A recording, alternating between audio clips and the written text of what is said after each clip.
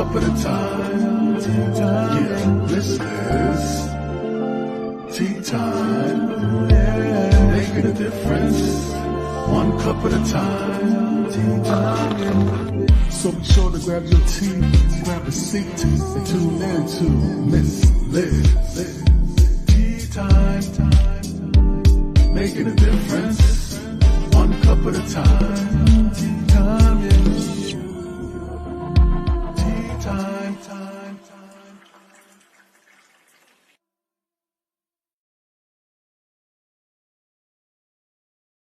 Well, welcome to Tea Time, guys. That's right, Miss Liz is back. And yes, it is a Monday, so you know what that means. It's a surprise tea time.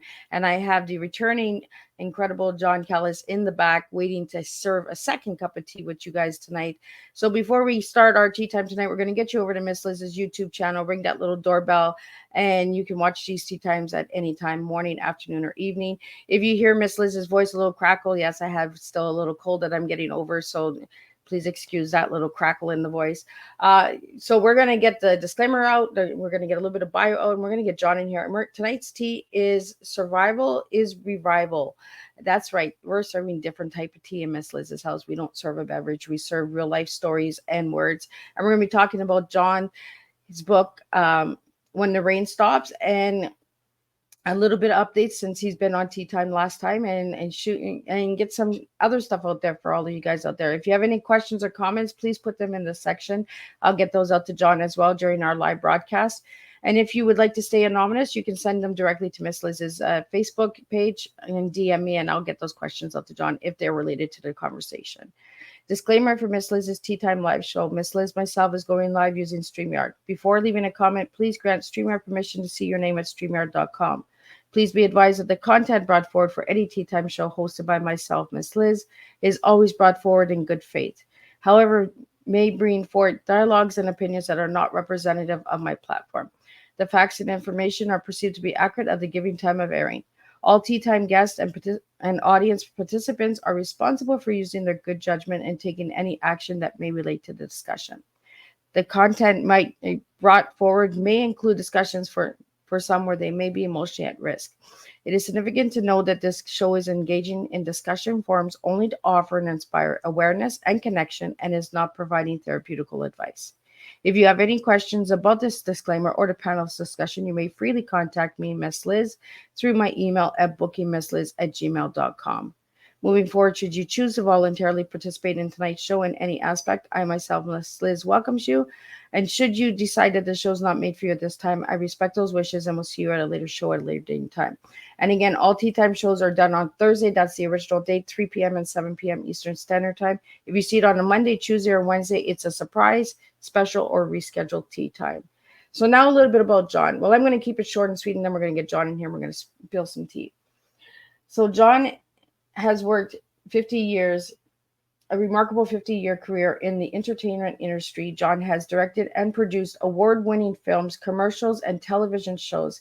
His extensive experiences include work with iconic actors and notable projects that have shaped the industry, from featuring films like No Solicitors to adapting best-selling novel. John's storytelling prowess is unmatched. He also has a bunch of other things that you can check out on my Facebook page. His full bio is there. And let me get John in here. Let me sip on some of my medicine over here that Miss Liz is drinking. Hi, John. Hello, Miss Liz. How are you? I don't know, man. I started getting all tongue twisted there. I don't know what the heck was going on with me there, but so welcome back, John. Thank you.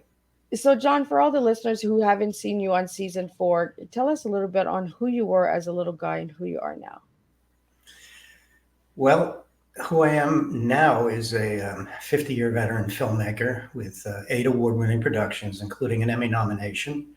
I've written 6 books, and I've really enjoyed the whole process of being a filmmaker. Who I was as a little boy, however, is a different story. I lost my dad at 3 and pretty much gave up hope, felt abandoned, frustrated with the world. And by the time I was 12, I was acting out so badly that the courts gave my mother a choice of either sending me to military school or reform school. hindsight, I might have been choosing reform school because military school didn't do me any good. So they took me out of there, and by the time I was 15, I had had it with life. I completely depressed, and one night I walked to the edge of the dock where there was a little frozen lake and jumped in, wanting to kill myself. And somehow underwater, the cold got to me, and I thought, there's got to be a better way. And so I started to accept help and mentorship and therapy and turn my life around. So, John, when you were on season 4 last year, we talked about your book that you wrote, the memoir. Do you want to share a little bit about that book? Because I really want to get the book out again tonight. Sure, it's a journey from a young boy that has a perspective as a little boy that is quite different than the adult looking back at it. So there are two voices in the book. The little boy, which I had to rip band-aids off and scars and everything else to get down to telling the truth about how I felt as that little boy without tainting it, looking at it from an adult. So I would explain what I was going through. I would experience it with the audience reading it. And then there's a great section that the adult would look back and see the truth of what the misconception of the truth was when I was a little boy. And from there, it went through my entire life, the career as a filmmaker, and to this day, basically, it's a journey from ghetto to a very successful filmmaker. Yeah, because I believe that's what I did last year when you were on, was Ghetto to Hollywood, right? Right. That's it. So let's talk about the ghetto, because people look at the ghetto in different ways. So let's talk about the ghetto. Well, Jersey City back in the early 50s was a very rough place. If you weren't a neighborhood kid, you'd get the snot beat out of you. It was a very mixed environment, both whites and African Americans, and unless they knew you, it wasn't safe to walk around. There were junkyards. There were, fights breaking out. We would have mud fights, and people would start putting rocks in the mud and throwing at each other. So you'd walk away bloody and everything else. And it was just a very tough life. There was no forgiveness in it. So, John, as a little boy, you mentioned that you went to military school, right? Yes. So, how was it for you there?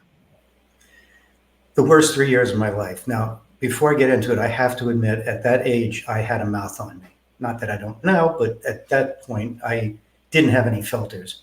So the first night I arrived at military school, I literally got knocked out 3 times. No one had explained the rules to me. I didn't want to be there. I was 12 years old. I had just traveled from New York City to Virginia alone, no parents, nothing. And I was scared to death.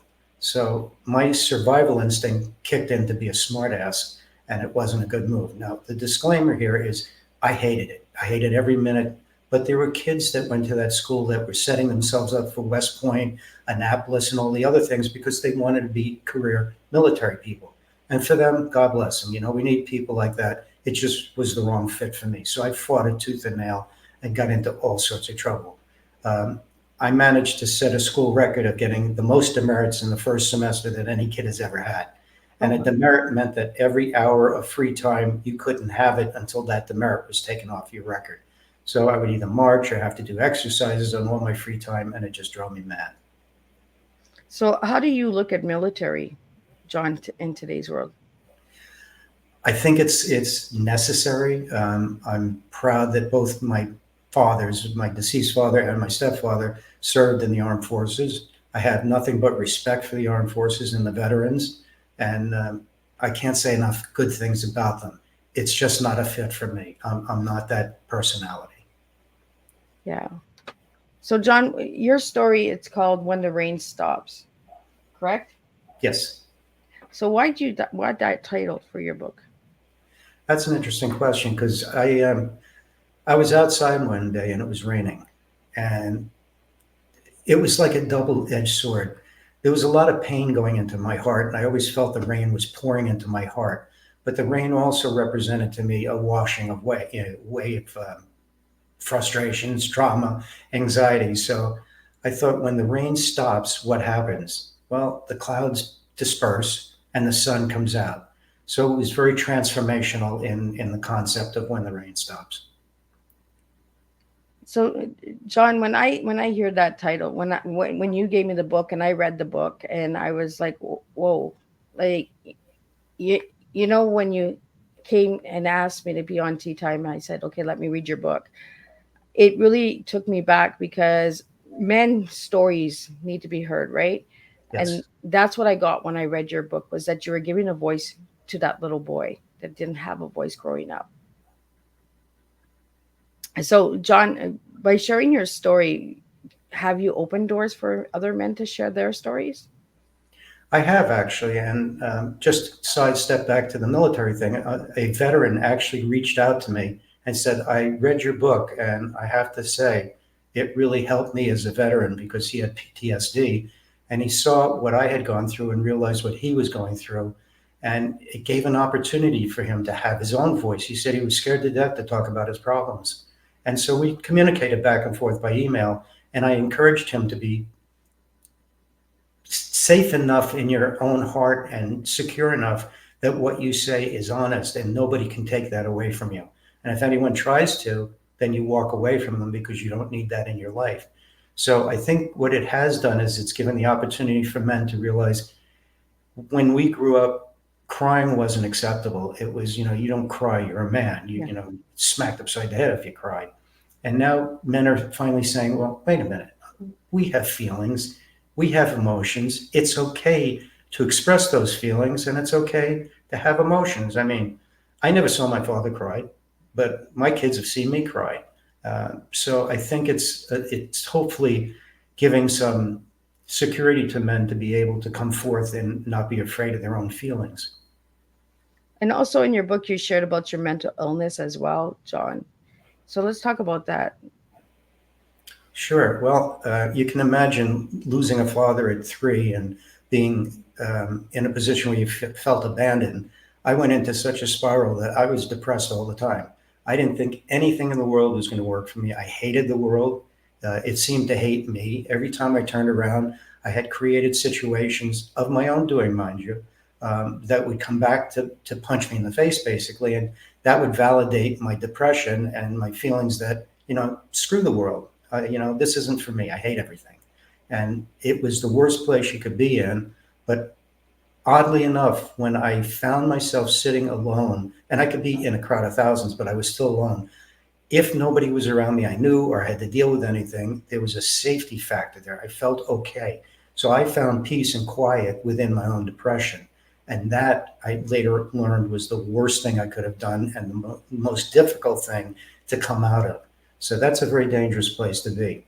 The depression took hold of me so deeply that everything that happened to me, I felt was because of other people. And other people were doing this to me.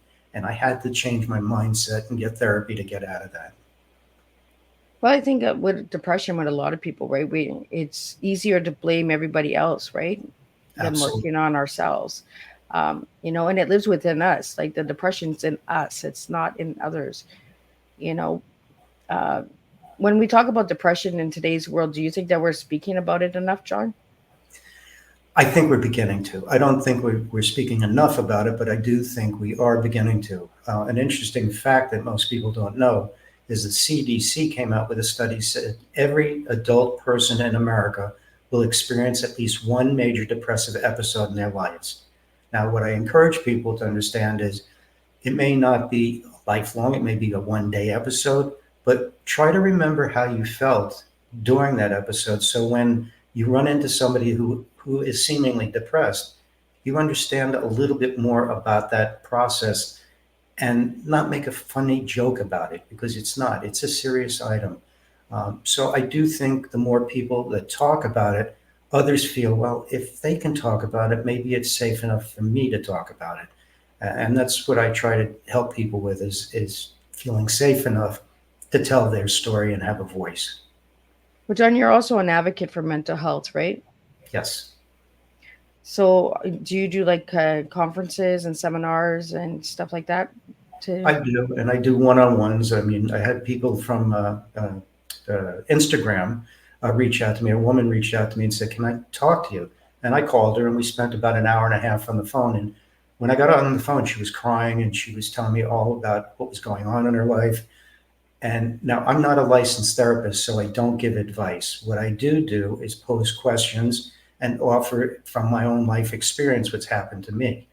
And so to me, it's really the value about that person you're speaking with, not about my experience. So the more we talked, the more she opened up and the more she became lighter and lighter until she started laughing at the end. And she said, I got to thank you because my mom passed away. But everything you've told me, I feel like she channeled through you. And when I got off the phone, I felt really, really happy that I made such a difference in a human being's life.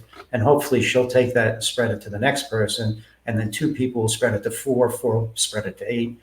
And eventually we'll get there where we can understand what the process is and what people go through without judgment.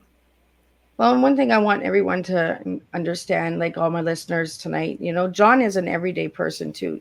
John, you have all the titles, John, but that's what I really liked about you is when you reached out to me, it was person to person. It wasn't title to title. It was I see you. Like, you know what I mean? And I Yeah. think that's what we need to have is those conversations. Is like you said, like woman reached out to you and right away you gave her the time.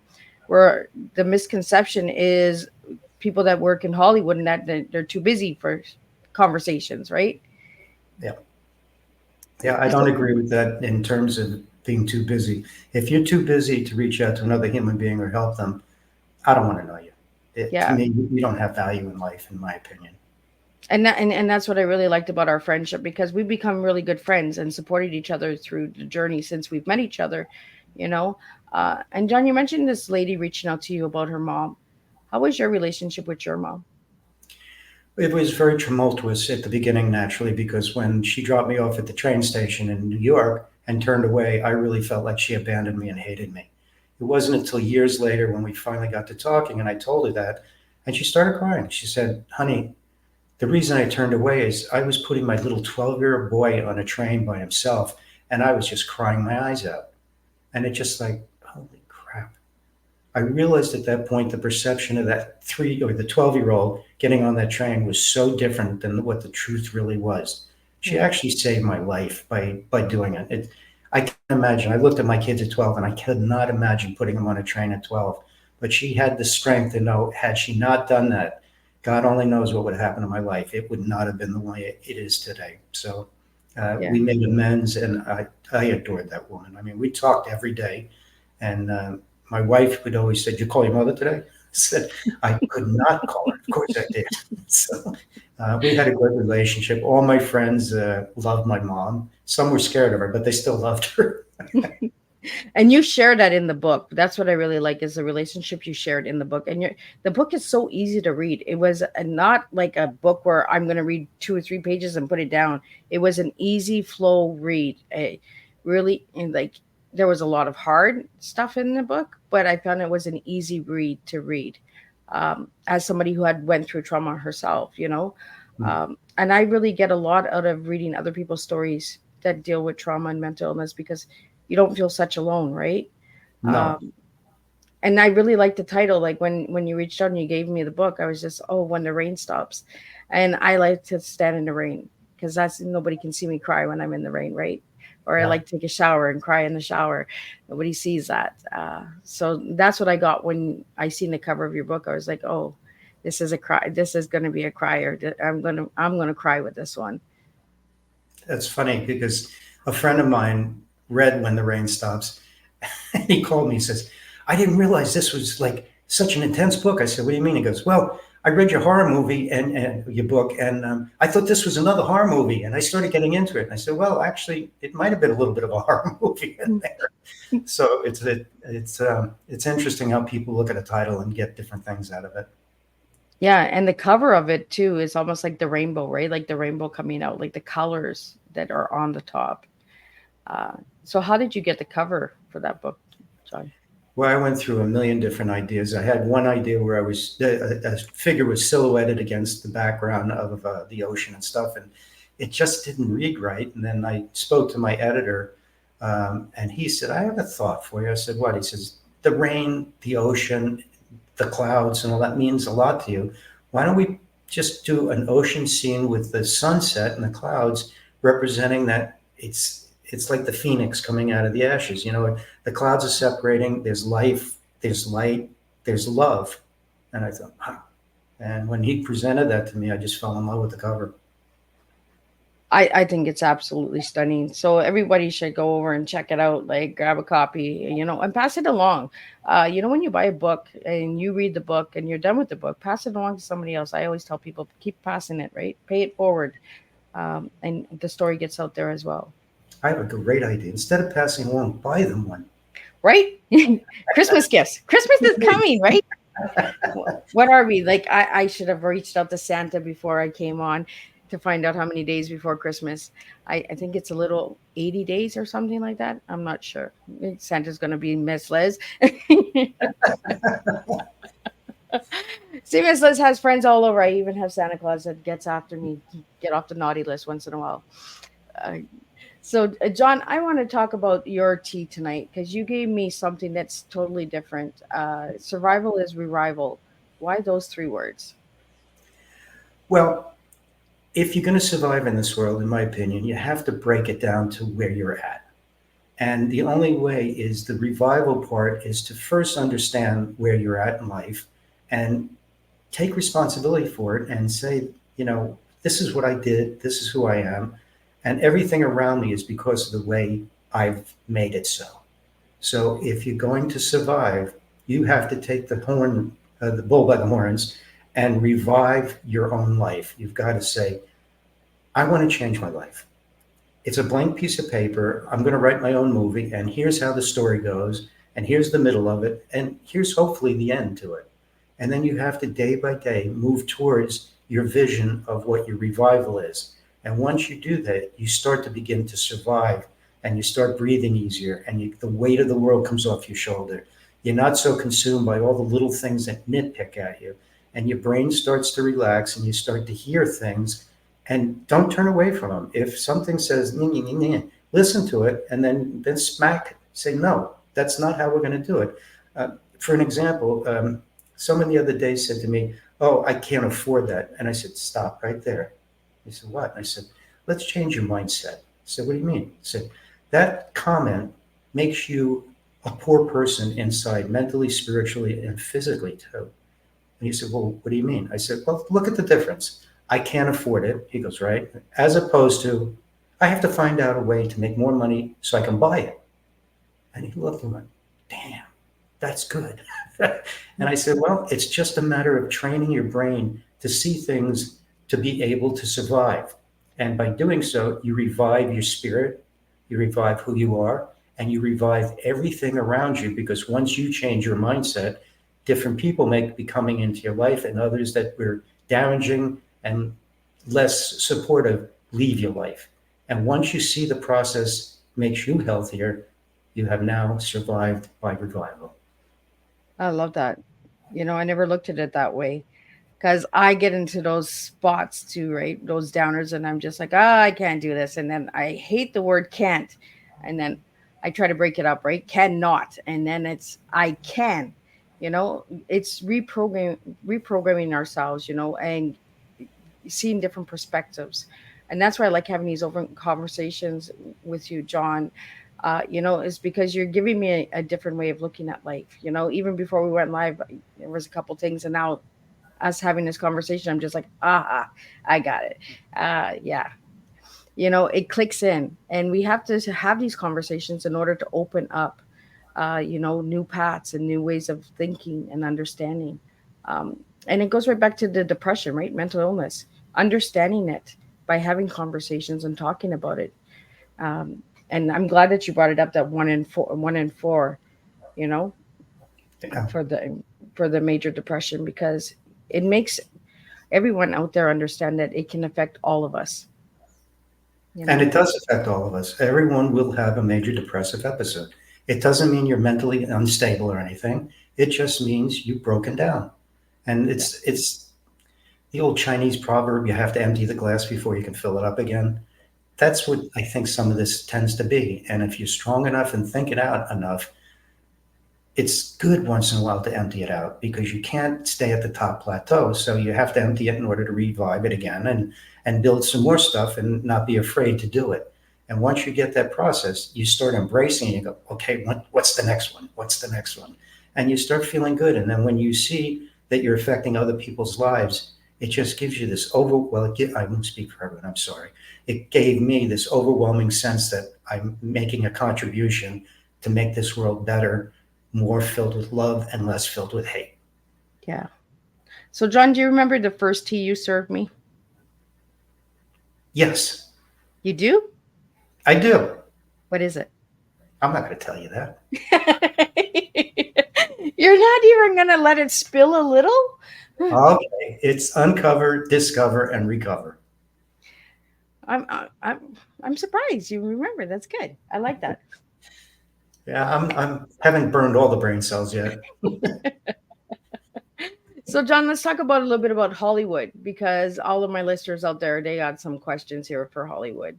So, how Oh, did you get into it, John? How old how are did you? I get into it? Ooh, I was doing my master's degree at Occidental College, and I was sitting in a little shop and a restaurant, and I was doing my work, and I heard everyone giggling, and I looked over, and there was a bald-headed guy with a white suit on. And everyone was laughing and pointing at him, and he caught my eye, and I smiled at him, and I went back to work. Next thing I know, a guy sat next to me. He says, "What are you doing?" I said, "Well, I'm blocking out this play that I have to do as part of my master thesis." And he said, "Can I come see it?" I said, "Oh yeah, it's going to be open to the public." So he came, and at that point in my life, and I still don't do this, I wasn't the kind of guy that says, "Hi, my name's John. What do you do for a living?" Everyone's trying to find a way to make a connection. Yeah. To me, it was all about the person, not the connection. So about 6 months into our friendship, I finally said, "Hey, what do you do for a living?" He goes, "Oh, I'm an art director in the film business." I said, "Oh, really? That sounds interesting. Tell me about it." And he did. And he goes, "You sound like you're interested in film." I said, "Well, theater's not where I want to be. I want to be a filmmaker." I did a class in filmmaking. And he said, "Well, let me see if I can get you on a set." So one morning at 3 o'clock in the morning, he brought me on a set, told me where to stand, and said, "If you stand here, nobody will bother you. If they do, tell them I just said it was okay." So this old crumply guy comes walking and goes, "What are you doing here?" And I thought, God, 15 minutes on the set, I'm going to get thrown off. And I told him who was he. He said, "All right, come with me." So he brings me into a van, and he starts having me wrap this thing called primer cord. Well, it turns out it was an explosive. So I jumped out of the van. I said, "Are you nuts? I don't know anything about this." He goes, "Nah, you could burn it. You have to set it off with a special cap and all that." Turns out he was the stuntman from the original Hunchback of Notre Dame. And so he liked me, and he took me under his wing. So I started learning how to blow people's brains up and blow up cars and, fun stuff that really got a lot of the crap out of me. And then it went dead again, and I took a job parking cars on a film set. And from there, something else happened, and then it went dead again. And I took an employment job where I was placing people, and I hated. Then I became a waiter. And a friend walked in and said, "What are you doing as a waiter? You want to be a prop master?" And I said, "Sure, I don't know anything about it." So I got on that set, and one thing led to another, and the director liked me, so I became the dialogue director because I told him the actors were having the wrong dialect. And he listened because, "You're right." And then from there, he asked me to become an assistant director, and things started evolving. And I made a choice, though, Liz, and if anyone out there wants to be a filmmaker, don't get stuck in any one area. Don't just do commercials. Don't just do music videos. Spread yourself out, because when one dies, you have another to rely on. And I became an every person, an expert in so many areas that I was able to work all the time and build a very lucrative career that way. Yeah, because if you only stay in one section, when that section dies off, then what do you do, right? Exactly. Yeah. And I think it's really important that that we show everybody that it took you steps to get to where you are today. It wasn't something you just flick the light on and boom, Hollywood director. There was a journey and a story behind it. Um, John, I want to talk to you about Bobby's World. Hmm. How did you get involved with that?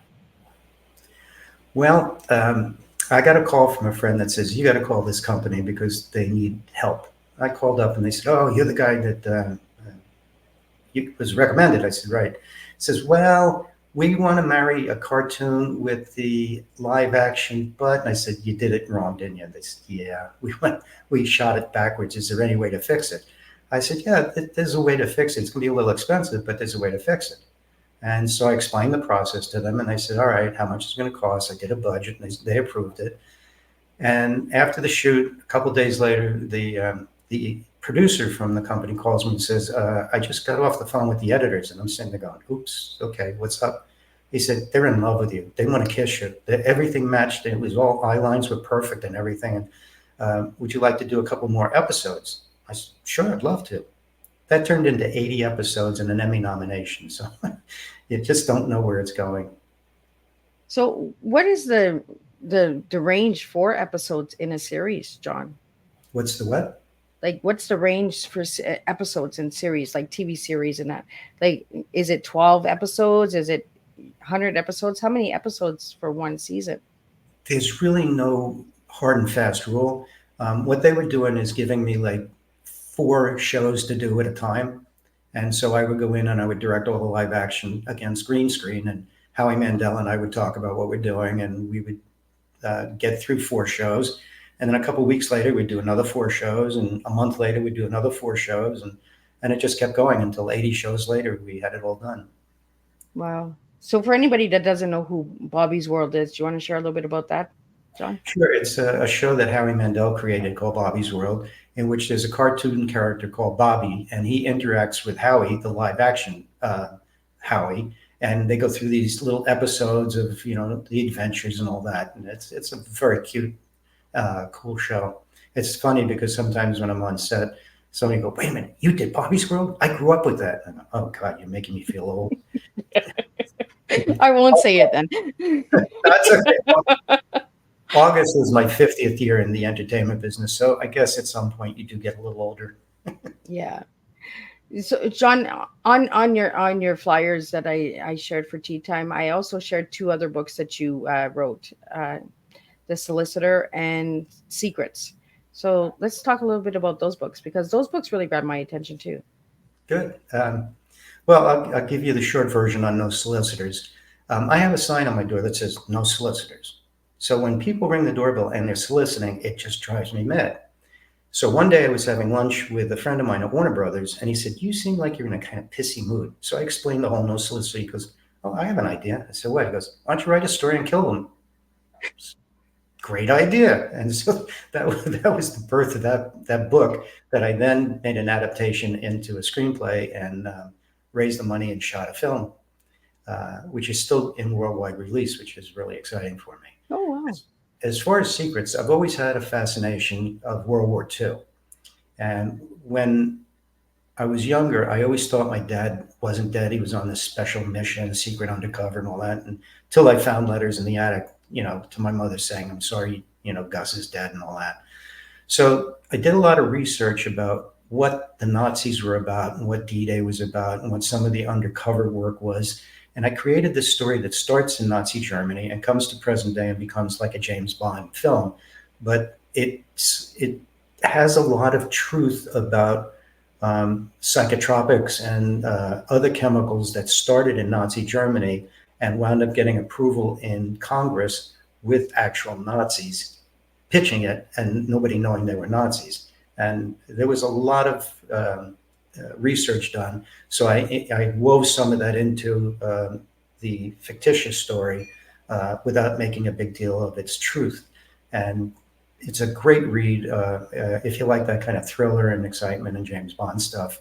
I've gotten so many wonderful people writing back saying this is a very cool read, and it's an easy read. It's a nice sit on the beach read, adventure. Well, I think all your books are kind of easy reads. But I think working in the field, right, you want to tell a good story. You want to direct a good story in the book as well.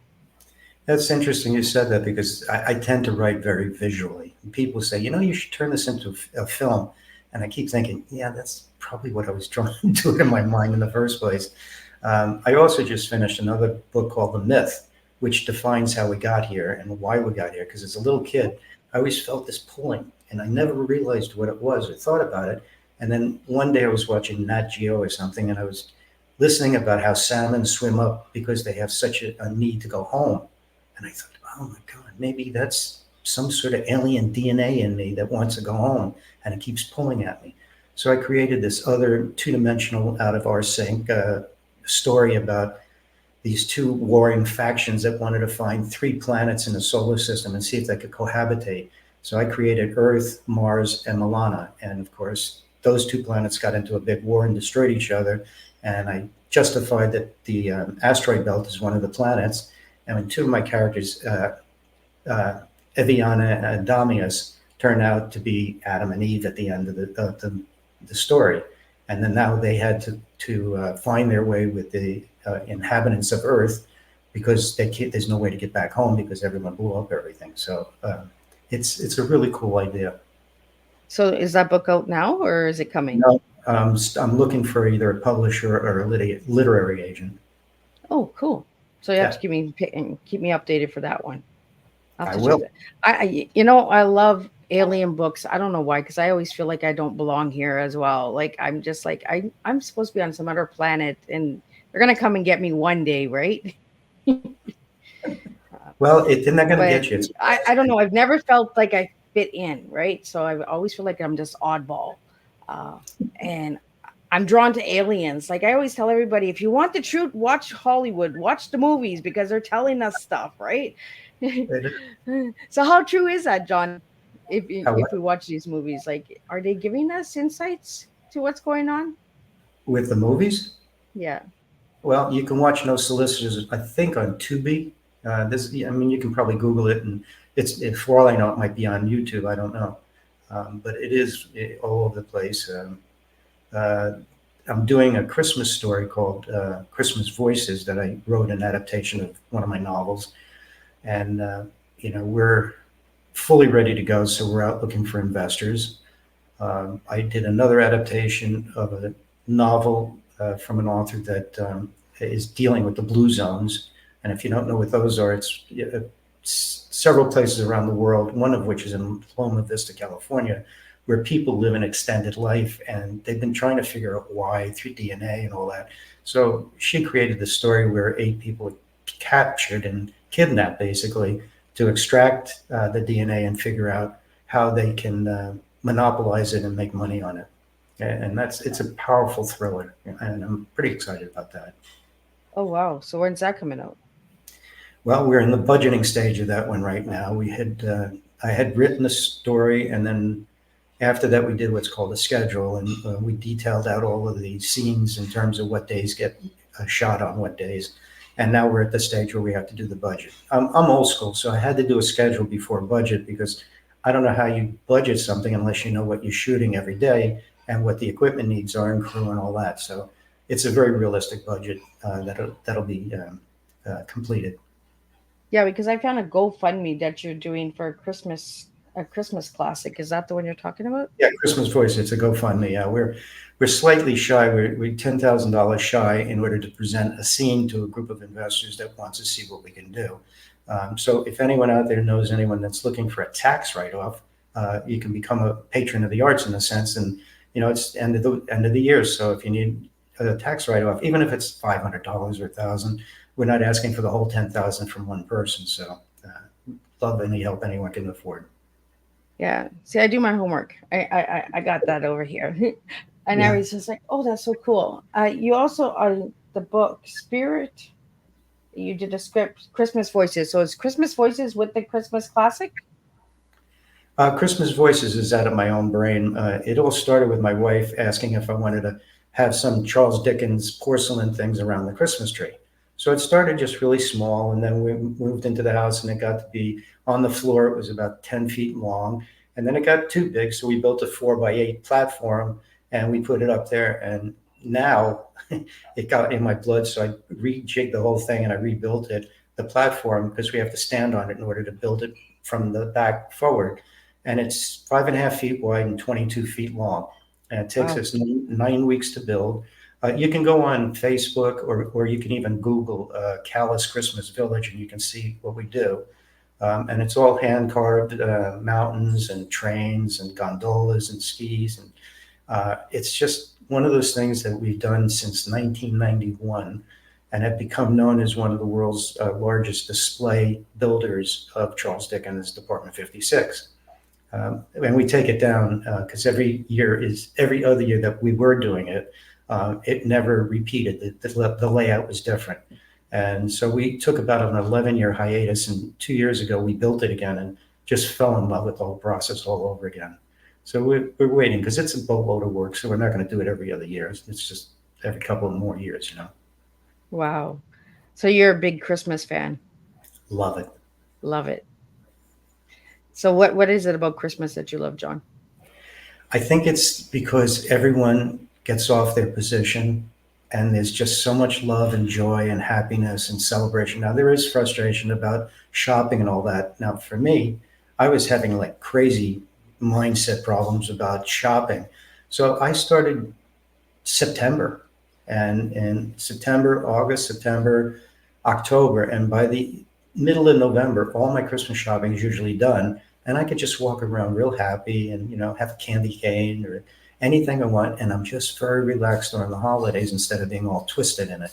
So that's a bit of advice for people. If you start early enough, you can just be relaxed about it and not panic. Oh, I got to get a gift. Oh, I'll just buy that, and then you're not really buying it from your heart. You're buying it Yeah. from a fear and need. But I love the pageantry. We decorated our house so bright when we first moved into this neighborhood. Nobody was decorating their houses outside. People were stopping by, taking pictures, and some of my friends were teasing me saying, they're seeing this from outer space. You realize that, right? I said, well, what can I tell you? I love it. And inside, my wife and I are both nuts. We just decorate everything everywhere. And sometimes in July, we find little ornaments and stuff we missed taking down. We go, oh, God. So, yeah, we're excited. We can't wait to start putting it back up. Well, you light up your house so bright so that the planets that are looking for you can come and find you. Yeah, they're not going to capture us. This is a rescue mission. I want to be rescued. Really? So, John, how many films have you made in your 50 years? Honestly, I don't know. I really lost count. It's one of those things. I just do it and then move on to the next one. I don't really think about it. I know I've done over 200, 300, 400 projects in total. So besides filmmaking, you've also done like commercials and advertisement and that as well. I seen something with a battery. There's a picture with you with batteries. What commercial was that for? That was for Fuji batteries. They called me and said, we don't have an agency. Would you be willing to write a story about it and film it for us? And I said, sure. So I came up with the idea and they proved it and off we went. Yeah, I did a lot of commercials, and I was asked to be an agency producer in several shoots, one of which I won a Belding and I won a Clio for, which are commercial prestigious awards to win. So it's just been a lot of fun. I don't go in thinking awards. I go in thinking, how can I make this the best piece that's possible? Yeah, I think you bring the heart in and you make the difference. That's what you do, John.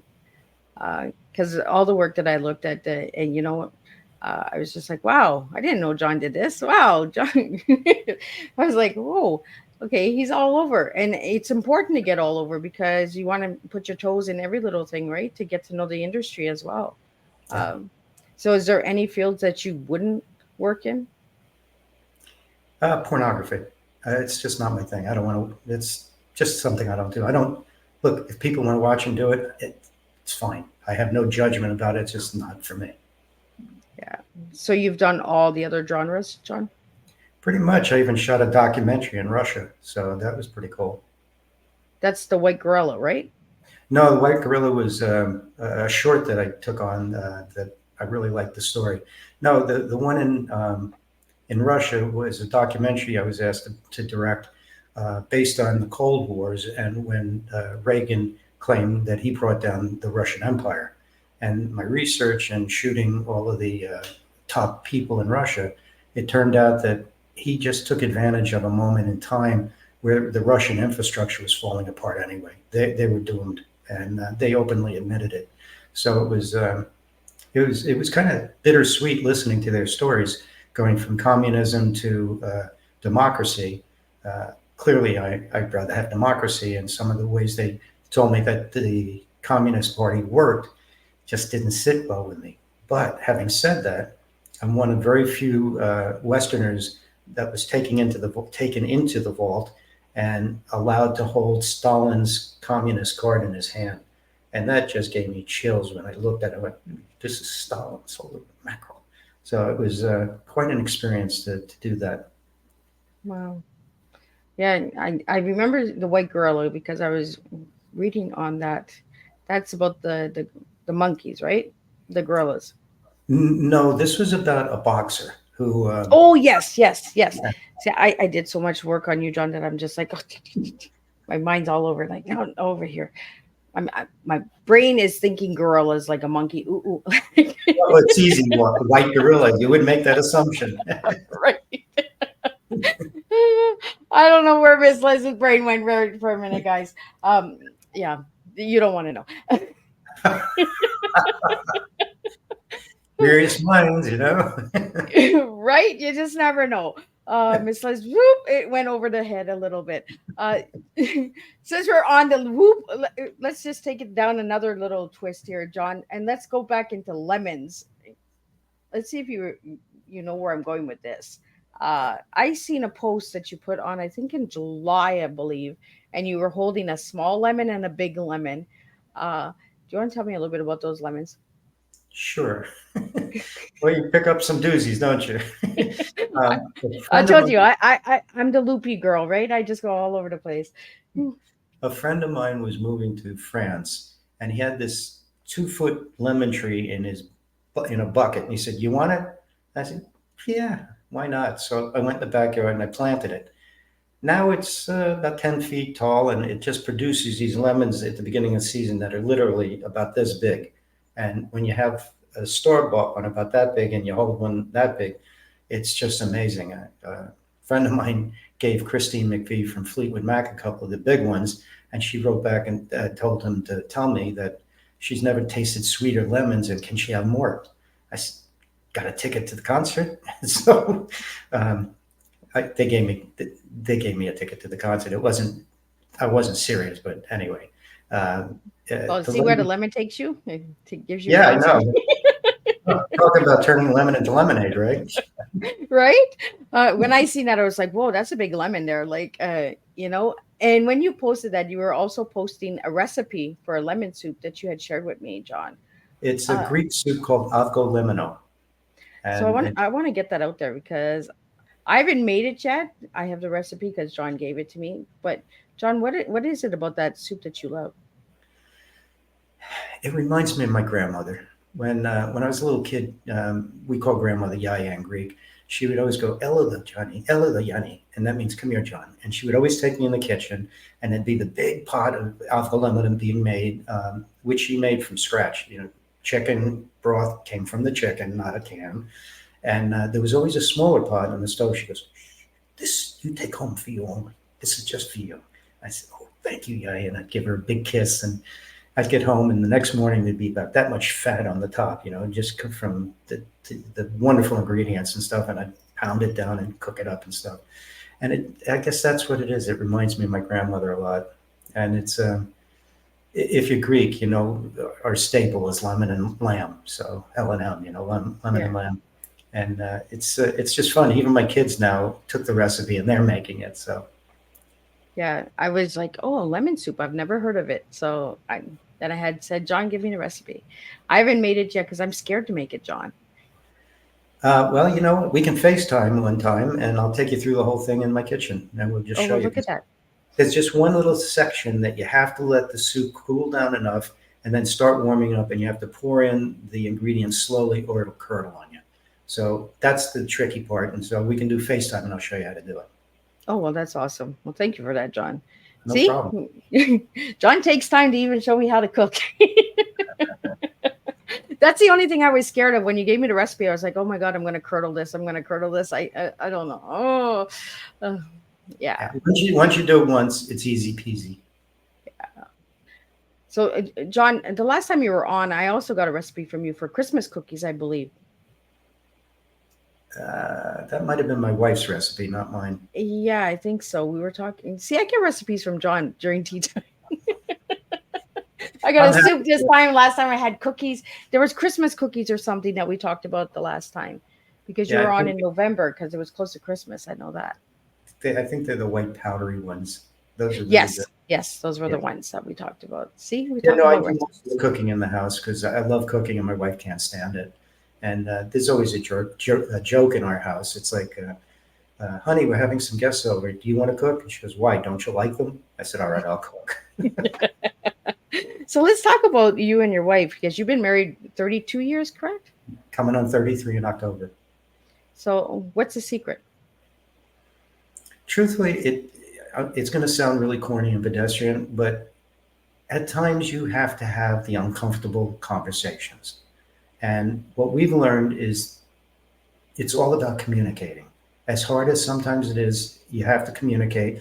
And you also have to know what the boundaries are. Like we have a deal that if in the middle of a communication or discussion, it gets too intense, we both can say, I need to table this because I'm getting really frustrated and I need to walk away and calm down for a bit. So we do that. And then one time we had an agreement where Lindy could stop me and say, I listened to you, but I don't want to respond. I want 24 hours at least to think about it so I can let it digest. And I did the same for her. And believe it or not, after 24 hours, my thinking process had changed completely from that night.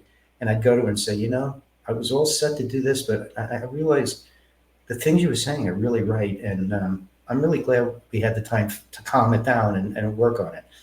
The other part of it is, for us anyway, is we have two things. We have a husband and wife, and we have friends. And sometimes one of us will say, put the marriage aside. I need to talk to my friend right now. And we started as friends, and we still are friends, and we communicate. We share things equally.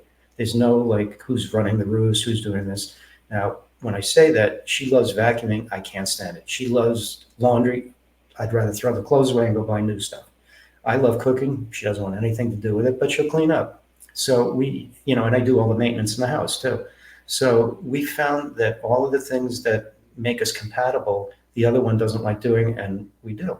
We also love traveling. So when we get on a plane, we're like two kids, don't you travel? We're getting out, and we just explore the world and just have a great time together. And we just, for some reason, haven't lost that. And it's weird because people say, well, after 30 some odd years, how's the sex? And I say, it's never going to be like when you first get together. It's Yes. impossible. So what you have to do is change your mindset. It's not about the thrill and the joy of opening each clothes and stuff, but you're making love to the history of your relationship. And that to me became more valuable than the sparks and fireworks and all that nonsense. And you feel a closeness spiritually with a human being. And so I think communication is really the key to it all. Well, I think healthy intimacy, right? And a lot of people think intimacy is just sex, right? Yeah. There's so much more than that, and we talked a little bit about that the last time as well, John.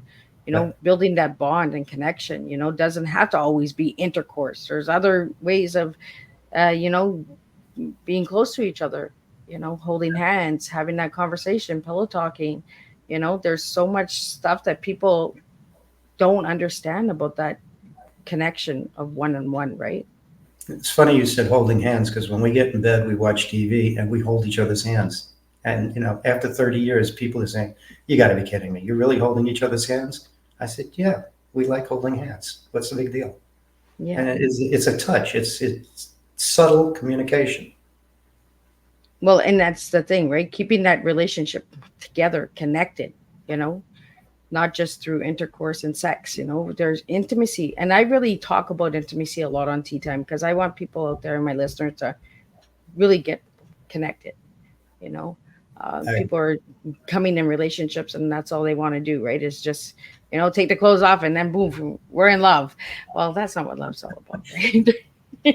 There's so many different stages of love, guys, to build and that. and I think the other thing about it is that it's okay that you're going to have fights. And it's okay that you may not talk to each other for a day, but that doesn't mean your relationship's over. This new way of thinking, like fast food, oh, it's not working, I'll just get another partner. You're just setting yourself up for failure every time. You just Yes. have to get through it sometimes. And if you marry that person, you probably married them because you love them. And that's what you need to keep coming back to. And Yeah, the fights are not comfortable, and I hate them. I hate it when we're fighting. It just doesn't sit well with me. And sometimes we'll look at each other and start laughing. Go, what was that about? I haven't got a clue. And sometimes just the moon wobble. I don't know what it is, but it's going to happen. But sometimes a fight is not even related to the relationship. It's just maybe you're having a bad day, and something just triggered you, or a word or a scent or a smell, and you're just like, and you bottled it all up for a while, and then you're just like, oh, well, today's a good day to get you. Like, The crazy comes out. right? Yeah, Miss Liz got crazy. So, John, I want to calm the conversation down. You gave me the word calm, so we're going to calm it down. Uh, why the word calm to describe yourself as an individual? Well, I find when I'm really crazy with all these thoughts and like I get anxious and all that, I have to find a way to calm myself down. So one of my tools in my chest of the tools is I sit down and say, okay, you got these 5 things on your mind, write them down. So I write them down and say, no, pick any one. And I pick it and I said, how important is that in your life? What is the value to it? And I go through that process. Then I say, all right, on that list of, let's say 5, what's the least thing you want to do? And I'll say number 3. I say, that's what you're doing first. And then I pick the second hardest until the last one, because when you get to the end of the list, the easy ones, you feel more calm and more relaxed. And then you just have to sit there and just take some deep breaths, calm yourself down, realize you've accomplished. Now, if you don't accomplish all 5, that's no reason to get crazy, because maybe one of them was get up on your roof and re-roof your house. Okay, well, that's not going to happen in a day. We know that. So it's an unrealistic goal setting thing. So I call the roofer. Me too. I was just using it as an example. But, it's just about identifying it again. Write the list and get it out of your head, because if you keep it in your head, you'll never get calm, because our minds are very clever little son of a guns, and they'll keep twisting you around and make you look in 9 different directions at once, and your head will explode. So calm down. Sometimes when I'm writing a novel or something, I start getting really frustrated. I can feel it, and I said, I think it's time to walk away. So I close it, go outside, sit down, relax for a while, breathe, just take a walk, just clear your head, and then go, ah. And then on the walk, some idea will hit me and go, I calmed down enough to listen to what I wanted in my brain, as opposed to it ricocheting like a marble. So it helps. Well, when you gave me the word calm, I was like, oh, this is going to be a conversation to get into, because I was like, John, calm? Yeah, it sounds like an oxymoron, doesn't it? I just like, oh, okay. Didn't know that side of you, John. So, John, you gave me, for your favorite color, you gave me the color white. And you're the first guest to give me. You Purple. gave me white. Did you not give me white? I don't think so. I'm going to have to double check my notes. Okay, purple. You're going with purple? Well, I do, but I do like white too. Yeah, I'm pretty sure you gave me white. All right, let's go with white. I can roll. Okay, so roll it. Roll the white. Well, let's see. White to me would represent the total spirituality. I mean, think about lightning. It's pure energy, right? And it's usually associated with a bright white light. So if you look at energy and it's white and pure, if you can surround yourself with white light, like we do in an airplane, my wife and I put a white light around the plane for protection. And we bless it, make sure everything's okay. Now, some people say, you think that works? I say, well, it hasn't crashed anytime soon, so I'm going to keep going with it until the end of time. So I think there's a very spiritual side of white. Yeah. And you did give me purple the last time, and you gave me white this time, because I just checked. Told you it was purple. So see, we got 2 different tea times here, right? We got last season, and we have this season. So I got 2 different colors from you, John. At least I'm consistent. Right? I was just like, maybe I got the wrong guest here. Wait, isn't this Bob? No, it's John. Is this Bobby's World? So, John, if anybody would like to reach out to you or connect with you or have you as a guest on their podcast, how could they reach you? Well, you can go to johncallas.com. It's my website. There's an email attached to it. Or you can just write me directly at johncallas@johncallas.com. Happy to talk to you. via email if you want a conversation. We can hop on the phone together. And yeah, sure, feel free. Awesome. Well, thank you again, John, for joining me. It was a pleasure all the time. We always have a good time together. For anybody that would like to know more about Miss Liz's Tea Times, check out my website at www.misslizsteatimes.com, or check out Miss Liz's Tea Times on the YouTube and subscribe, ring that little doorbell. And I will be back Thursday with the closing guests for September. And tomorrow, the press release for October's lineup will be out as well. So check that out. We have 2 new countries coming in. So Miss Liz will be up to 72 different countries in 5 years. So that's the way that the tea spills in this house. And I just want everyone out there, the listeners, to know that I really appreciate your support. And without you guys, I could not do this. So thank you for tuning in and joining. And thank you for all your supports with your questions and comments and keeping Miss Liz moving forward. Um, and until then, I will see everybody Thursday, same time, same place. And we're going to serve TEA all over again and bring some more stories to the table. Thanks for joining tonight.